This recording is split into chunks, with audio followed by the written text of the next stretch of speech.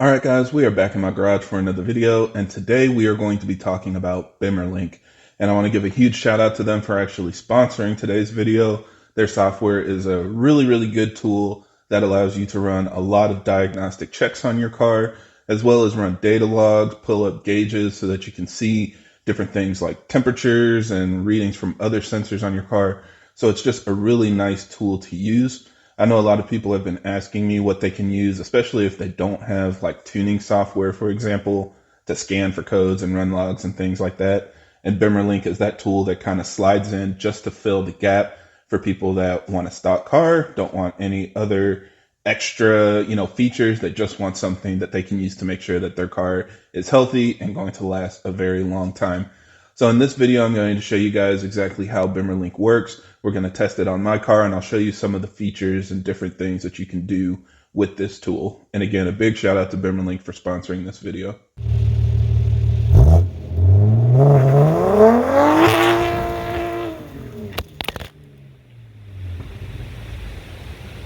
Now, as always, for everybody that's new to the channel, I create these videos to help keep you updated on the latest developments in our community, as well as discuss technical topics so that we have a better understanding of how our engines work. So if you're interested in more videos like that, be sure to subscribe because there will be a lot more coming out in the future. So like I said, Bimmerlink is a diagnostic tool. I kind of feel like it slots between tuning platforms and ISTA, because BMW's software for diagnostics can scan every single module on your car, help you run a bunch of different system checks, run through faults, help you figure out exactly where your problem is. On the other hand, tuning software can help you run logs, and they can scan the DME, but they can't always scan the entire car. So Bimmerlink is a tool that can scan every module in your car. If you're having an engine fault, a transmission fault, any kind of electrical issues, it can even help you diagnose something like heated seat issues or iDrive problems. All of the software and features on our cars are running through some level of electronic diagnostics, and this can help you scan those modules so you can get a better idea of what's going on and how to fix it if you do have a problem. So I think this tool is just really cool, especially, like I said, for people with newer BMWs. If it's really expensive to tune your car, you're just not interested, this is a nice app that you can download on your phone, connect to your car, and run a lot of those same features to make sure that everything's healthy. Now, like I said, some functions you're going to need those advanced features, so it can't do everything, but this is mostly just a handheld tool for you to quickly diagnose smaller problems. Now, I know a lot of people ask for the difference between Bimmerlink and Bimmercode, and keep in mind, Bimmerlink is specifically for diagnostic purposes, so it does not do any coding or anything like that. This is just a tool to basically scan for codes, run diagnostics, take measurements on sensors, and do a couple different changes on your vehicle. So if that's what you're looking for, then Bimmerlink is the app for you. So there are a couple things that you're going to need. Of course, you're going to need to have the app. You can download it from the Apple Store or the Android Play Store, and you get that on your phone, and you'll connect to your car with a Wi-Fi adapter. I recommend the MHD Universal adapter because that works on pretty much any car and any other tool. So you don't just use it for Bimmerlink, you can use it for tuning, you can use it for basically anything, as well as between different vehicles. So definitely check that out. I'll have a link in the description if you want to buy that as well.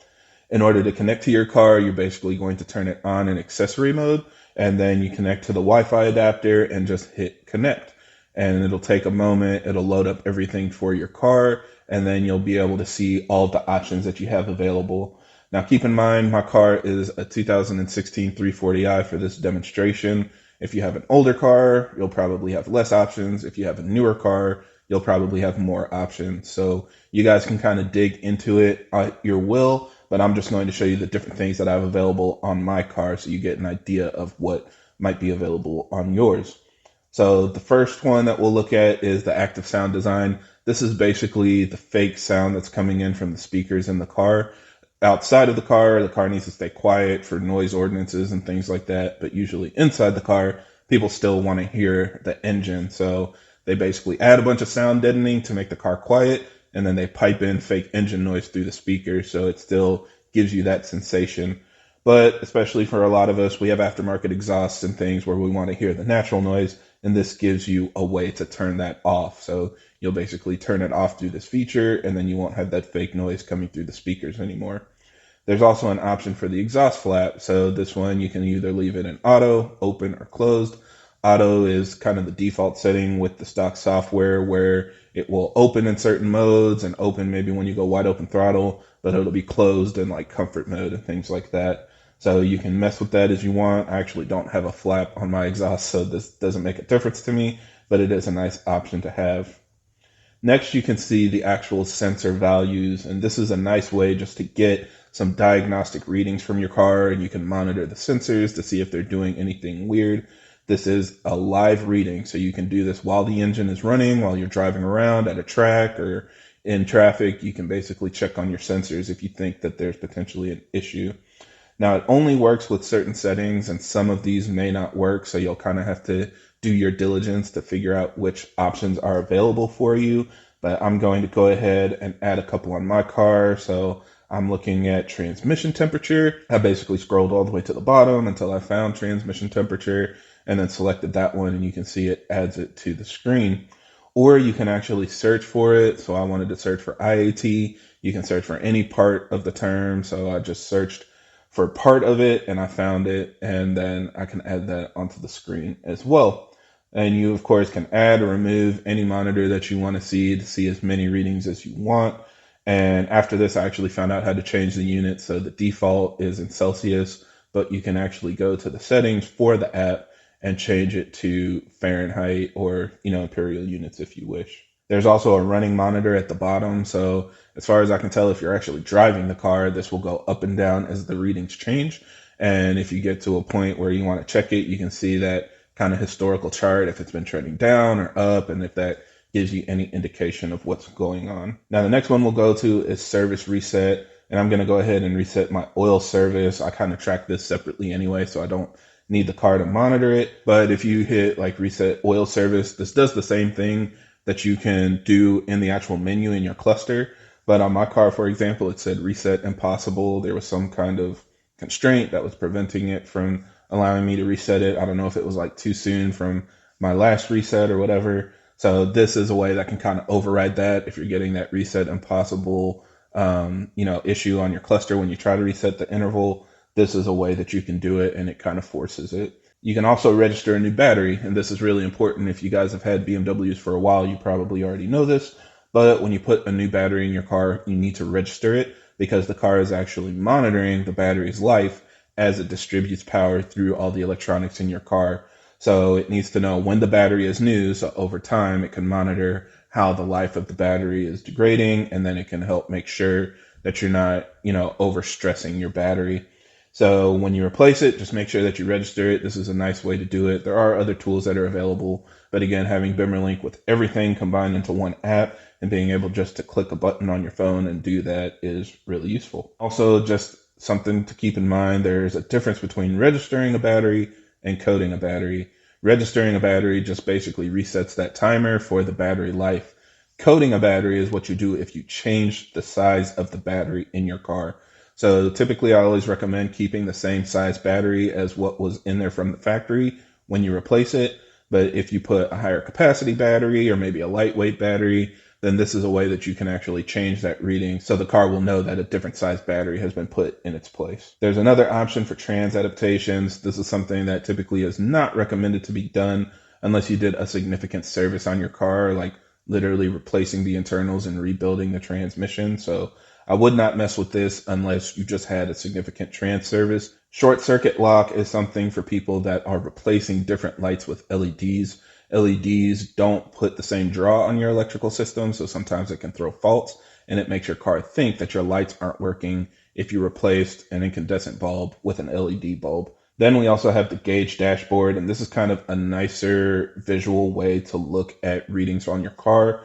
So we'll go ahead and find the diagnostics that we want to monitor, select a couple different temperature readings in my case, and then when we put those gauges on the screen, it gives a nice, beautiful view where you can see how all of your temperatures and everything are looking. There are a bunch of different readings for temperature, pressure, whatever you might want. So scroll through on your car to see what's available. Again, on a newer car, you'll probably have more options. On an older car, you might not have as many, but it's still nice to have those right at your fingertips. And you can even just mount your phone up on your dash and keep those readings going so you can always see how your car is performing. If you hit the record button on the bottom, then it'll actually run a data log. Now, this isn't the highest quality data log, but if you don't have tuning software, then this is a nice option to have where you can run a pretty simplistic data log and use that data if you want to, again, get an idea of anything that's going on with your car. Now, the last one and probably the most useful feature here, in my opinion, is scanning for codes. Again, with BMWs, we have very complex diagnostics in our cars that are great for trying to figure out really quirky issues. So if you've ever gotten a drivetrain malfunction or a chassis stabilization error or anything on your car, this is a nice tool to scan the entire car, every module, and everything that it's monitoring. Because one of those modules is having an issue if it throws that drivetrain malfunction. And unfortunately, if you just use a generic code reader, it's not going to give you the level of detail that you need. So ISTA, of course, is a great option, but you have to have a laptop or a computer with you. So instead, you can just have Bimmerlink on your phone and do the exact same scan through the exact same modules, and it'll give you the actual 6-digit error that BMW would use for their diagnostics. Now, it shows permanent errors as well as info memory. The permanent errors are ones that are basically active, and the info memory is also going to show you historical errors. So that's really nice to see, because if your car threw a drivetrain malfunction, you turned it off and turned it back on and it went away, you might not know what that code was for. And if you're driving and you're thinking the car feels fine now, but you want to know, was that actually an issue? Was it a fluke? You know, what caused it? This is a tool where you can go into the info memory and see historical codes so you can have an idea of what the car saw that made it go into limp mode. So with that in mind, I usually recommend selecting all control units, especially if it's your first time scanning. There's going to be a lot of noise in there, so just assume that every single code probably doesn't need to be addressed, especially if you have done any coding or modifications to your car.